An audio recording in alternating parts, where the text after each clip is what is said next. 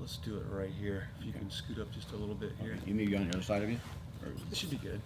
Are we pretty much centered? Looks like it. I think so. Maybe I scoot over just a little bit more, I think. Somewhat presentable. Yeah, good. Okay. Omoplata Defense.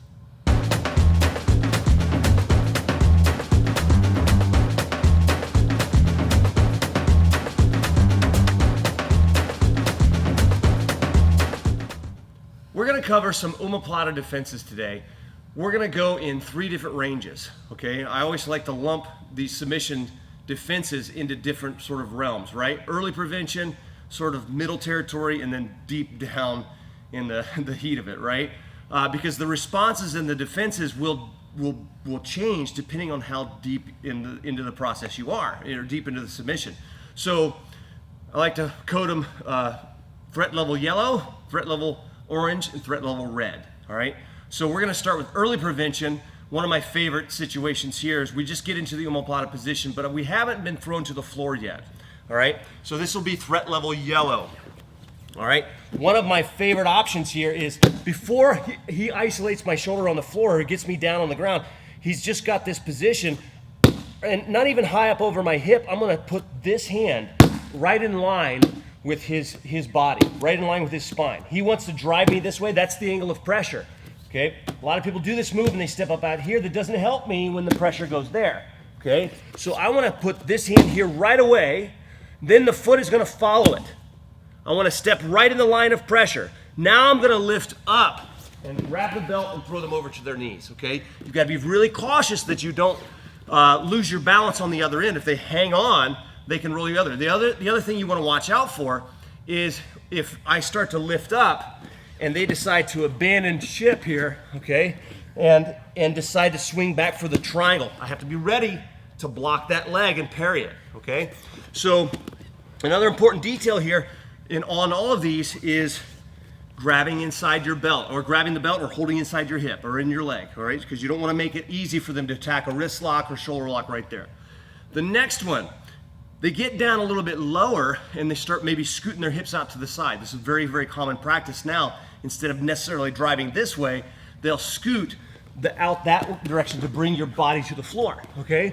So what I've found that works really well in this situation, and I prefer now over the other roll, quite often people will do this roll. They'll roll over the standard shoulder roll position, right? Because it just seems sort of natural. The problem with that is that gives them too many secondary attacks. Quite often they'll come up with an arm lock or they'll just come up on side control. Now, granted, if I can sit up here, granted, that's better. Giving up side control is better than the shoulder lock, right? But if we can prevent that, that's ideal, all right? So this option, instead of rolling over this shoulder, I like better going under the other way, shooting this arm and my head towards the hip. And it's much easier for you to pull your arm free and actually use that momentum to come up on top. So let's look at what that looks like here. We're here, I lose that ability. I feel myself going to the floor. I'm gonna go under. So this arm is gonna dive under, my head goes with it. I come up, the arm starts to shrink to the floor, and now I can come up on top side and try to pass, okay?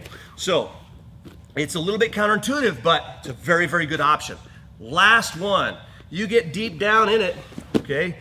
And the hips, you see the guy's hips start to come up off the floor. I take this leg and I'm gonna slide it all the way under their body. I bring it under the hip like this. And now I'm gonna roll underneath, making sure to block this leg and throw it over and then shrink the arm as he goes over, okay? Very important when you go to make that move that you're not bringing your leg flat down here like this. You wanna fold it under their hip, okay? Like this. Keep that connection to your belt. Roll using this. You're almost doing a shrimp crawl to the other side. It's your hips that have the power, all right? So one more time in that position, all right? We get here, his hips start to come up. I shoot my leg under and I start rolling, moving my hips to the opposite side, pulling my arm free, all right? So give those a try. Early prevention is always the best. But if you get deep down in it, try those other escapes. Make sure you practice them first so you're not injuring your neck, doing a roll that you're not comfortable with or anything like that. So Like, subscribe, give us comments, all that good stuff. Let us know what you think, and we will see you soon.